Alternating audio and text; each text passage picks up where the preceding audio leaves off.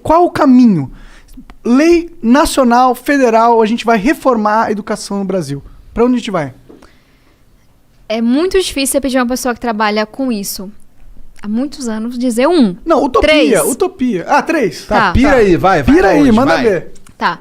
Vou dizer uma coisa que a gente conseguiu, que pra mim foi muito, assim, top mesmo, e 2 lutas que a gente tem. Fundeb. Vou teorizar só um pouquinho. Fundo Nacional de Desenvolvimento da Educação Básica, que olha para a valorização de professores da educação pública. Cuida de 50% para aproximar do financiamento da educação básica. Vencia no final do ano passado. O governo Bolsonaro, obviamente, não mexeu uma unha para aprovar o Fundeb. Bancada de Educação da Câmara lutou, fez campanha, se mobilizou, tentou deixar as divergências de lado, colocou o Fundeb na Constituição, para não depender mais de um governo, ampliou o Fundeb, olhou para a primeira infância pela primeira vez, que a gente sabe que é o melhor investimento em termos de retorno que você pode fazer. Com certeza. E aí fez ele mais redistributivo, muitas coisas legais. E aí tem uma coisa que eu tenho muito orgulho, porque foi a primeira contribuição que eu fiz para nossa Constituição. Eu apresentei uma emenda ao Fundeb, ela foi aprovada, ela foi para lá, que é o seguinte: quando a gente olha para a educação, as pessoas sempre colocam um conflito, assim, falta dinheiro, falta gestão.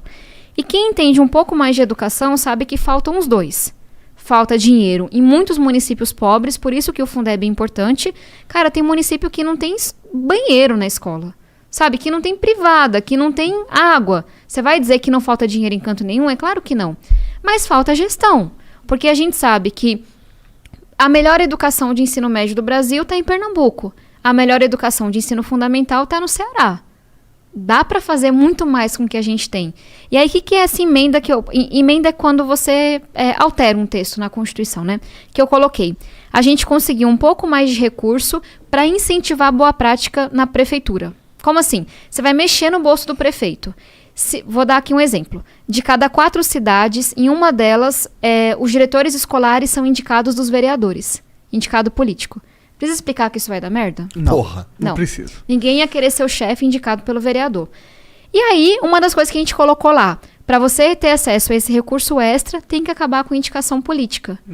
Porque se não tiver incentivo, ele não vai fazer. Verdade. É uma forma dele trazer a base de vereadores para ele. Porque ele tem o ganho político exclusivo dele, porque ele aumentou o recurso de educação pro município dele, e ele, foda-se, vou cortar os vereadores ali. Exatamente. Aí outra coisa que a gente colocou, tem que colocar mais de 80% dos alunos para fazerem as provas nacionais. Porque alguns falam para os alunos com menor desempenho para irem para casa, para não fazer a prova, para dizer que o município está melhor. Então a gente pegou o que a gente sabe que funciona na educação, que é importante, acabar com indicação política, medir as coisas e incentivou. Aí, para distribuir o dinheiro, a gente fez uma fórmula matemática mesmo, que vai dar mais dinheiro para quem cresceu mais em relação a si mesmo. Pensa assim, um município que está lascado com a nota de matemática lá embaixo e o que está super bem. É mais fácil o que está lá embaixo dobrar o seu resultado do que o que está lá em cima, certo? Aí a gente fez uma fórmula, quem melhorar o resultado em relação a si mesmo, diminuindo a distância entre a melhor e a pior escola, entre o aluno branco e o aluno negro, entre o aluno mais rico e o aluno mais pobre, vai receber mais dinheiro. E aí, quando eu apresentei essa emenda, primeiro que o governo não queria falar de educação, né? Tinha uma galera mais à esquerda que falava assim, não, tá errado, você não pode condicionar incentivo financeiro, não sei o quê. Porque não entendia que a nossa emenda foi construída justamente para ajudar o município que está pior. Que é aquele que, se fizer um esforço, ele vai receber o recurso. E aí foi um processo de, sei lá, quase 2 anos de convencimento, a gente conseguiu aprovar. E, cara, eu posso ser idealista, mas eu acho que daqui 10 anos vão falar disso, sabe? Tomara, da hora. Vão falar Parece assim.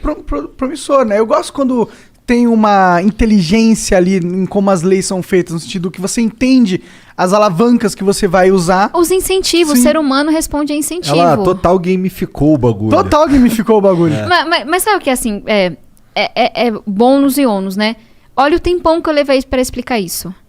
Você acha que isso viraliza, dá voto? Não, mas não. pode mudar, sabe? Mas se você explicar isso com termos de RPG...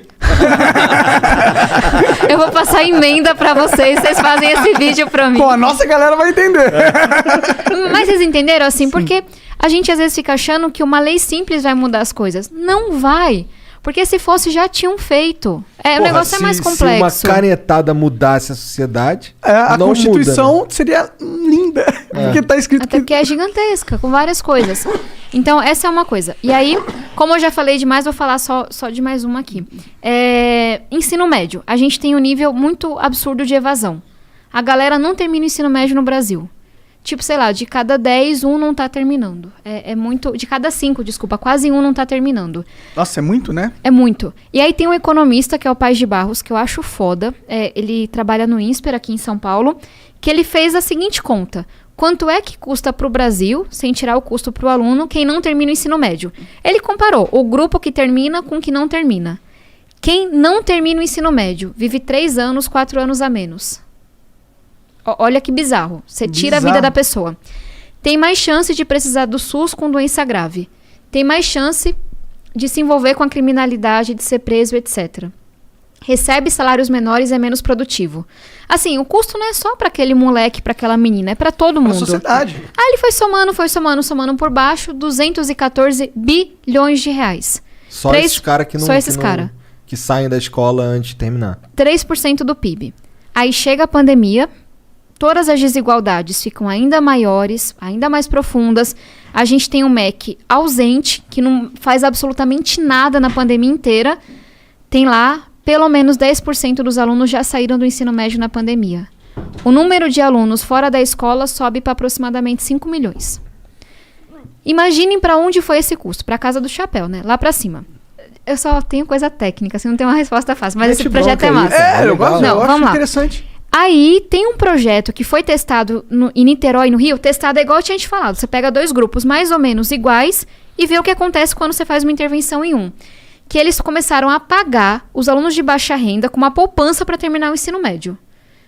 Terminou o primeiro ano, depositou dinheiro. Terminou o segundo, deposita mais. Isso reduziu em pelo menos 1/3 a evasão. E, em alguns casos, aumentou a nota de todo mundo.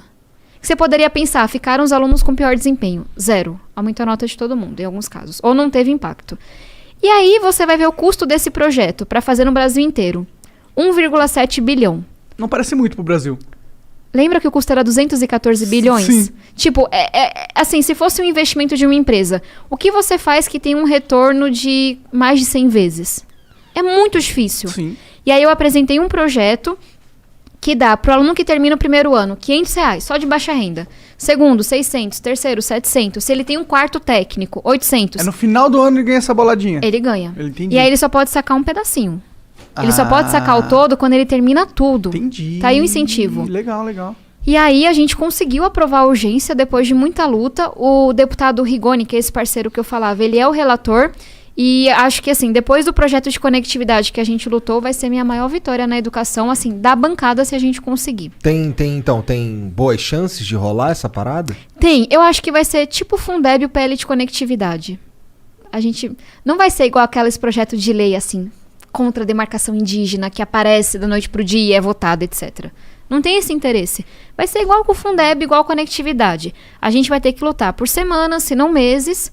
Pode vir um governo Bolsonaro e não apoiar, mas a gente vai conseguir. Eu tô bem otimista. Mas é isso, nunca nada de educação é fácil. Eu gosto muito dessas propostas porque elas resolvem o problema do Brasil, que a gente tem uma estrutura que tem dinheiro, pode não ser o suficiente, mas a gente tem dinheiro pra caralho, só que o dinheiro é mal aplicado, e você, com isso, justamente força o dinheiro a ser bem aplicado. Né? Tem uma coisa que tá por trás dessas duas coisas, do Fundeb, da poupança ensino médio, que é tipo política baseada em evidência mesmo.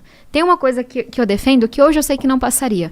Que toda política pública tivesse uma avaliação prévia e posterior. Você só pode apresentar ela se você está estimado qual é o impacto dela, como é que ela funciona. Fala galera, se você quer aprender como criar um negócio na internet, clique no primeiro link da descrição.